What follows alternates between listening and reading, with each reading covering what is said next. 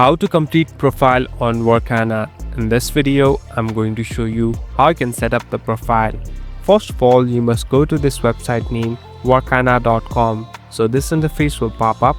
Now, here on the right top, you can see this tree line icon. Simply tap on this tree line icon and here select on your profile name. Now, there's a section of My Profile. Tap on My Profile. So basically, this is the profile section. Here, everything can be edited and it's up to you how you want to customize it. Here, there are different sections and categories that you can find.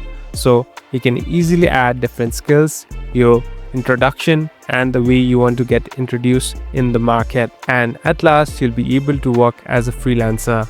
Thank you for watching this video. I hope this video will help you.